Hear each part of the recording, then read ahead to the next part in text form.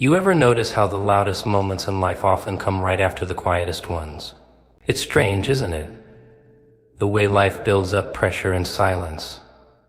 No announcements, no confetti, no memo from the heavens, just stillness. That's where God does his deepest work. When it feels like nothing's happening, that's when everything is happening. But most people panic in the silence. They interpret quiet as absence. They think if they can't hear God's voice, if they can't see movement, then he must have left the building. Wrong. When God is silent, he's watching, studying. Not because he needs to learn something about you, but because he's letting you see something about yourself. And if you pass through that silence without losing your soul, that's when the smile comes. And here's the paradox: his smile doesn't always look like joy. Sometimes it feels like a gut punch, a wake, up call, a shift so sudden it rattles your entire internal compass. That's because the smile isn't just about comfort. It's about confirmation. It says you've endured what most would have escaped. You didn't flinch when life got raw. You didn't sell your soul for a shortcut. I saw you. That smile, it's a reward. Not for perfection, but for resilience. You were never meant to hear applause during your training. That would have ruined you. What builds a rare soul is isolation, not recognition. You didn't need a crowd. You needed the cage, the silence, the slow burn. Because in that space where your thoughts echo and your fears try to get louder, you develop something terrifyingly powerful: inner strength. The kind no platform can give you and no failure can take away. Now let's talk about how that smile lands. It doesn't knock politely. It hits like truth, like revelation. It exposes what you thought you needed and shows you what was actually essential. That relationship you thought you couldn't live without, gone. That job you thought defined you, replaced. That identity you clung to for survival, shattered, and yet you're still here. More you than ever. That's no accident. That's divine design. The lifting doesn't begin with people celebrating you. It begins with God validating you internally. That's the shift. That's when you stop chasing approval and start walking in purpose. But here's the part nobody warns you about. The moment you start rising, old energies will try to pull you back down. People you once carried will suddenly act like you owe them an explanation for outgrowing the version of you they were comfortable with. Let them be uncomfortable. You didn't come this far to stay palatable. You came to become untouchable. God's smile is subtle. You won't always see it in obvious signs. Sometimes it looks like peace where you used to panic. Sometimes it looks like clarity where there used to be chaos. And sometimes it looks like you finally walking away from what broke you and not repair. And if you really want to know you're being lifted, here's the indicator: you feel like you're being peeled. Layers coming off, comfort zones dissolving, illusions cracking. That's not punishment. That's preparation. God doesn't elevate your circumstances until he elevates you. The version of you that's rising, that version had to be built in private. Nobody saw the nights you didn't break. Nobody saw the self-control it took not to retaliate. Nobody saw the work, but heaven did. So when I say God is smiling, I don't mean it like a Hallmark card. I mean it like a sentence has been passed. You are being lifted. Not by luck, not by people, by divine law. Because you aligned, because you waited, because you passed the test. And if you still doubt it, ask yourself, why do you feel so restless right now? Why do you feel this strange anticipation like something's about to burst wide open? That's not anxiety. That's momentum. That's your spirit responding to what your eyes can't see yet. The lift is already in motion. Now here's the final thought I'll leave you with. God's smile isn't casual, it's catalytic. When he smiles, everything shifts. You don't need approval when you have anointing. You don't need validation when you've got vision. And if God is smiling on you now, it means one thing: get ready to rise, because staying small is no longer an option. You ever notice how the people with the deepest potential always seem to go through the darkest storms? The ones who carry light inside them, unexplainable, unsettling, powerful light, are almost always the ones life tries to break first. Not because they're weak, but because the light they carry threatens the structures that surround them. If you're going through hell and still holding on to your soul, that's not a curse. That's evidence. It means something within you is too rare, too raw, too sacred to be left untouched. That's when God steps in, not with comfort, but with strategy. See, most people don't recognize divine strategy because it looks like chaos. It looks like betrayal, like loss, like everything you thought was safe collapsing in front of you. That's how it starts. And if you're not careful, you'll misinterpret movement for destruction. But what if I told you the break was the breakthrough? That the pain wasn't random, it was instruction. God doesn't move you by asking nicely. He moves you by disrupting anything that's limiting your capacity. The environments that once felt familiar, now they feel like cages. The people who used to uplift you, now they drain you. The habits that used to soothe you, suddenly they disgust you. That's not coincidence. That's transformation. You're not crazy. You're just no longer compatible with the version of yourself that was designed to survive. You're evolving into the version of yourself that's meant to lead. But here's the twist: before he lifts you up, God will subtract. He'll clear the stage, remove the distractions, expose the leeches, and most dangerously, he'll reveal the lies you've told yourself just to cope. The ones that kept you small, the ones that sounded like "I'm not ready yet," or "I don't deserve more," or "maybe this is all there is." Those lies, they die during the shift, because the truth is you were ready. You were just surrounded by things that trained you to doubt your own voice. And that's the terrifying part, because once you've seen the truth, you can't unsee it. Once you've tasted your real potential, you can't go back to pretending you're ordinary. That kind of awakening is irreversible and lonely. You won't be able to explain it to people still addicted to their comfort zones. They'll look at you and say, "You've changed," as if that's a bad thing, as if growth is betrayal. But let them talk. Let them project. You didn't wake up just to keep everyone else asleep. You passed the phase where survival was enough. You're not just here to make it through the day. You're here to shift atmospheres, to speak in rooms that weren't designed for your voice, to carry light into systems that profit from darkness. And the crazy part is God's already positioning you even while you think you're still in the shadows. The connections, the timing, the insight, it's all building quietly behind the curtain. Because when God lifts you, he doesn't do it to impress people. He does it to impact destinies. And that means your rise won't be public until your foundation is unshakable. So if it feels like you're being torn away from everything familiar, tainted, you're not being punished.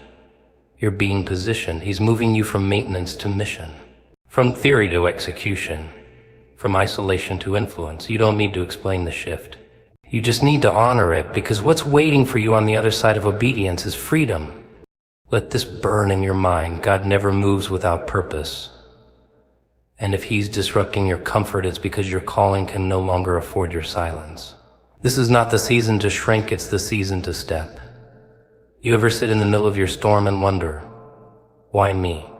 Why does it seem like the people who lie, manipulate, and destroy get ahead, while the ones who carry love, truth, and depth get buried under the weight of it all? That's the paradox, isn't it? The twisted irony of spiritual elevation. It rarely feels like a reward. It feels more like exile.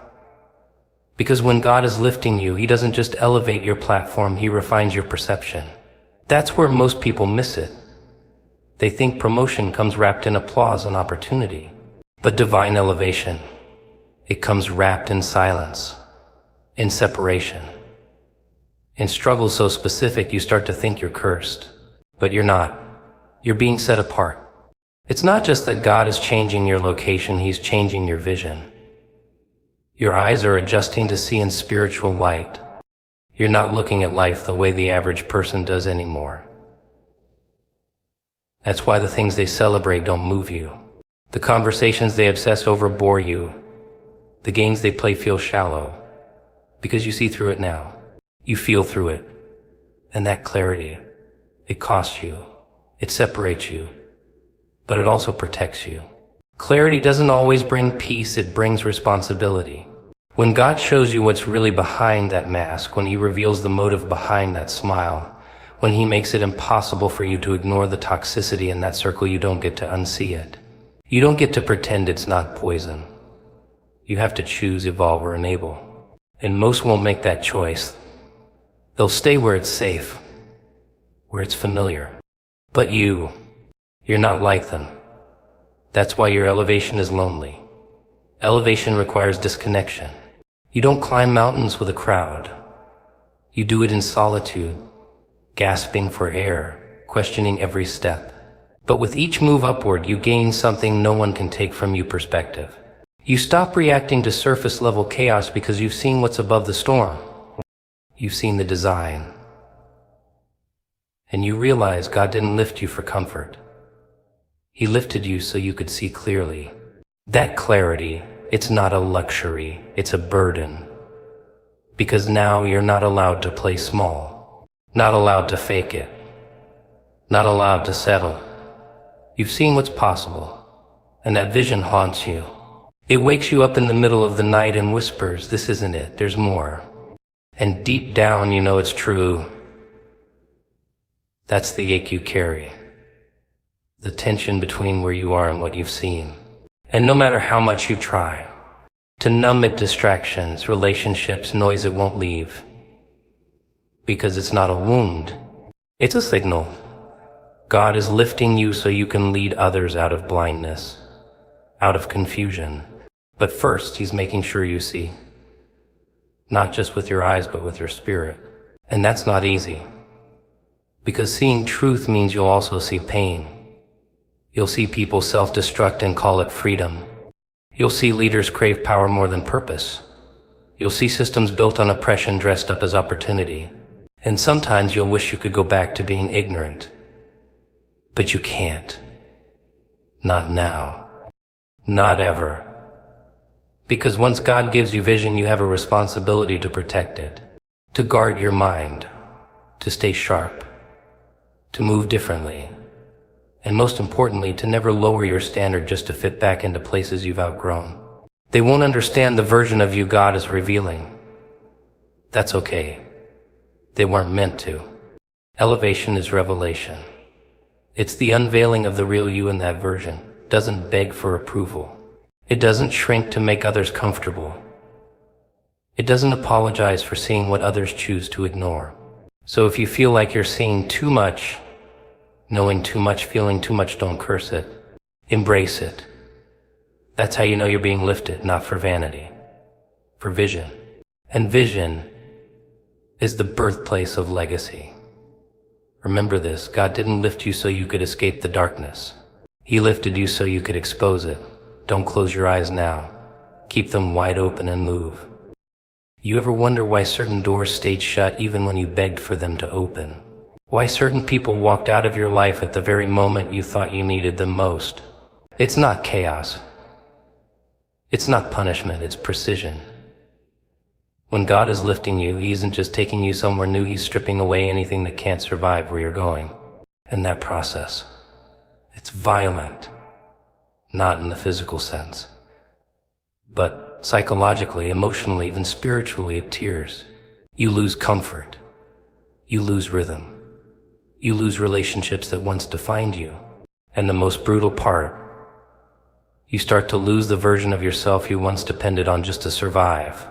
That version of you who smiled through pain, who stayed quiet to avoid conflict, who played small to keep the peace. That person was necessary for a season. But that season is over. You're not being punished. You're being upgraded. And upgrades require deletion. The shift doesn't ask for your permission. It demands your surrender. That's the part nobody talks about. Everyone loves the idea of God's plan until it starts dismantling their own. Until He starts pulling things apart that they thought were permanent. But God doesn't build destiny on top of dysfunction. He clears the foundation. And clearing means loss. You've got to understand where you're going. There can't be any dead weight. And dead weight isn't always toxic. Sometimes it's people you love, environments that once nurtured you, mindsets that once protected you. But now, they're suffocating you, holding you back, dulling your edge. So God intervenes, not because he's cruel, but because he sees what you can't. He sees how staying there mentally, emotionally, spiritually is costing you elevation. And he won't let you settle into a version of life that insults what he placed inside of you. But here's the part most miss: this separation is actually protection. You thought you were abandoned. Nah, you were insulated. God pulled you back because the noise was distorting your discernment. The crowd was influencing your character, and the attachments were delaying your assignment. So he silenced it. And that silence, that's not the absence of God, that is God. You're being transformed in private so you don't crumble in public. The lifting is internal before it's external. He's fortifying your mind, stabilizing your emotions, expanding your spirit. Because where you're headed, you're going to need range. Not just intelligence, but wisdom. Not just strength, but depth. And you can't gain that by staying comfortable. You gain that by being cut, refined, broken down to nothing so that what's real, what's divine can be built. You're not losing. You're shedding. And what's being stripped isn't who you are, it's who you had to be to survive. But now it's time to live, not pretend, not perform live fully, authentically, without apology. And you can't do that while dragging the weight of unhealed attachments or expired versions of self. So yes, the lifting hurts, it confuses, it disorients.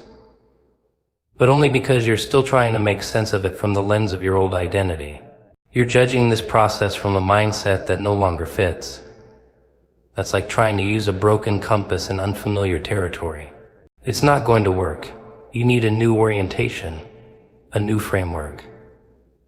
And that only comes after the purge. And don't expect applause during this part. Most won't understand your isolation. They'll call it strange, dramatic, even selfish. Let them. They didn't get the vision. You did. They weren't in the room when God whispered your next assignment. You were. So don't explain your evolution to people who were committed to their war. Move in silence. Let your shift speak for itself. You're not crazy, you're called. And that calling is reshaping everything around you. It's pruning your life until only purpose remains. That's what the lifting does. It's not always a promotion. Sometimes it's a demolition. And it takes faith to trust the fall before the rise, to embrace the pain before the promise. But you're still here, which means the work isn't done. And neither are you. Let go. Let God. Because what he removes now is what would have ruined you later. You know what's interesting? The people who smile the hardest often carry the heaviest weight. Not because they're pretending, but because they've learned that strength doesn't always roar. Sometimes it just keeps going. And I want to talk about something subtle, something most miss when God starts lifting you. It's not just the loss. Not just the isolation. It's this strange internal pressure, the kind that makes you question if you're worthy of where you're being taken. See, when God begins lifting you, you're not just moving into a new place. You're being stretched into a new version of yourself. And with that comes a new level of responsibility. This is where most people fold, not because they're not capable, but because they don't recognize themselves anymore. They're no longer the underdog, no longer hiding in the shadows. They're visible. And that visibility comes with heat. You start to feel exposed, vulnerable, like you're being called to show up in ways you've never had to before. Not just in front of others, but in front of yourself. And that's the scariest part. Because it forces a question no one likes to answer. Am I really ready for this? That's when the old insecurities come knocking. The voice that says you're not good enough, that you're a